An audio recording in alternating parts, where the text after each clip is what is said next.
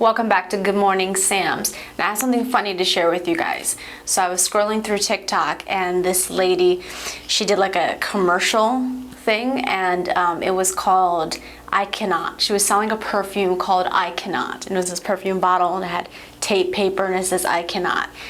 And the way she sold it was so funny. She's like, do you feel, I'm trying to recall it. She's like, do you feel like you can't attend? Oh, no. One specific joke she said was, do you feel like the parent-teacher conference could have been condensed into an email and you can't go to it? Are you feeling that way, right? Like most of us feel like half that could have been said in an email, right? And then she sprays, I cannot. She's like, do you, what was the other thing she said? It was about moms. She's like, cooking an organic meal when there's a perfectly good frozen pizza in the fridge, I cannot. Right? She like whispers, I cannot. She sprays it. Now she's being humorous. She is a mom comedian. She does more mom jokes. But I was laughing my ass off. I was laughing because it was really funny. You know, how many of us feel like that? It's like pile of laundry. I cannot. Like and this is what I'm talking about with doing things in alignment with higher vibrations. So these are very serious life matters. What our kids eat, parenting, parent-teacher conference, school. No one's negating that these are very important aspects of being a parent and our job as parents.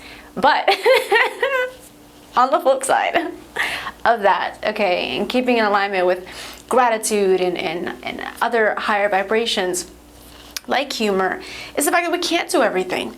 And as a CEO of SAHM, I don't pretend for a second that I can do everything, because I can't.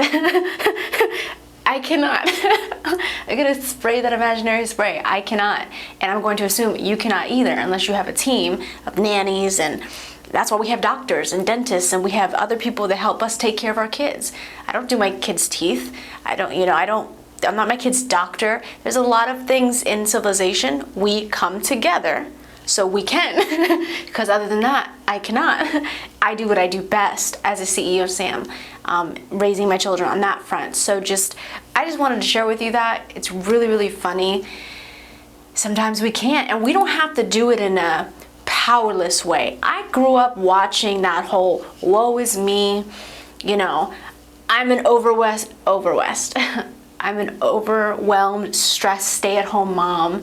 I can't do it. The husband comes home, she's crying.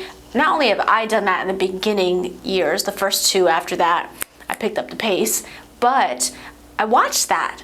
I watched that whole, oh my God, my kids are killing me. And I straddle the line of making fun of some of you. Like I said, I've been there, done that. But I grew up with that. So the power of me joking with the I cannot and this lady joking is that we can still take care of business and admit or give up that which we cannot do or are not going to do. There's some days where I'm not going to go to the park. No, I can, I'm just not going to. You understand what I'm saying? There's other priorities per where our family's going that week, what we're doing. There's times when we take trips. We take really fancy trips. I can. You know what I'm saying? There's things where we can, and there's things where I cannot. And there's things where I'm not going to. I didn't go to my, you want to know something real? I didn't go to my kid's parent meet the teacher night. I didn't go because my ex and I are in a very fragile stage in which just one word sets one of us off to say something stupid. And so to keep healing the priority and keep sanity the priority, I didn't want to be in the same room with him. And some of you may think that's selfish. That's okay.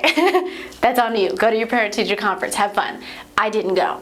My sons met their teacher today and are going to meet their teacher all year, so all is certainly well, right? But we make decisions based on where we're at as women, where our family are. So this is not to take away the responsibility, the duty we have to maintain our power and to get up and do our job as parents.